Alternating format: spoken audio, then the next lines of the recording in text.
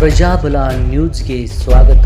ದಿನಾಂಕ 24/2/2026 ರಾಜ್ಯ ಸರ್ಕಾರದ ವಿವಿಧ ಇಲಾಖೆಯಲ್ಲಿ ಖಾಲಿ ಇರುವ ಹುದ್ದೆಗಳನ್ನು ಭರ್ತಿ ಮಾಡಬೇಕು ಎಂದು ಆಗ್ರಹಿಸಿ ಸಾವಿರಾರು ಸಂಖ್ಯೆಯಲ್ಲಿ ವಿದ್ಯಾರ್ಥಿಗಳು ಧಾರವಾಡದಲ್ಲಿ ಬೃಹತ್ ಪ್ರತಿಭಟನಾ ರ್ಯಾಲಿ ನಡೆಸಿದ್ದಾರೆ.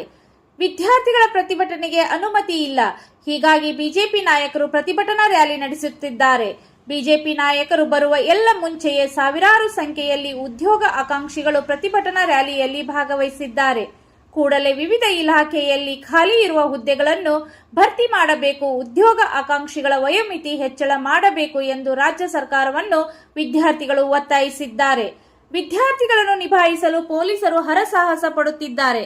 ಪರಿಷತ್ ವಿರೋಧ ಪಕ್ಷದ ನಾಯಕ ಚಲವಾದಿ ನಾರಾಯಣಸ್ವಾಮಿ, ಶಾಸಕ ಅರವಿಂದ್ ಬೆಲ್ಲದ್ ಸೇರಿದಂತೆ ಬಿಜೆಪಿ ನಾಯಕರು ಪ್ರತಿಭಟನಾ ರ್ಯಾಲಿಯಲ್ಲಿ ಭಾಗಿಯಾಗಿದ್ದಾರೆ.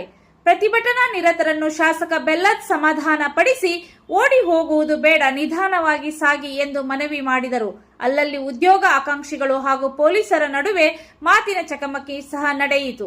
ವಿದ್ಯಾರ್ಥಿಗಳ ಸಂಘಟನೆ ಅಧ್ಯಕ್ಷ ಕಾಂತಕುಮಾರ್ ವಶಕ್ಕೆ, ಉದ್ಯೋಗ ಆಕಾಂಕ್ಷಿಗಳು ವಿದ್ಯಾರ್ಥಿ ಸಂಘಟನೆ ಅಧ್ಯಕ್ಷ ಕಾಂತಕುಮಾರ್ ಅವರನ್ನು ಪೊಲೀಸರು ವಶಕ್ಕೆ ಪಡೆದು ಆಟೋದಲ್ಲಿಯೇ ಕೂರಿಸಿಕೊಂಡು ಪೊಲೀಸರು ಕರೆದೊಯ್ದರು.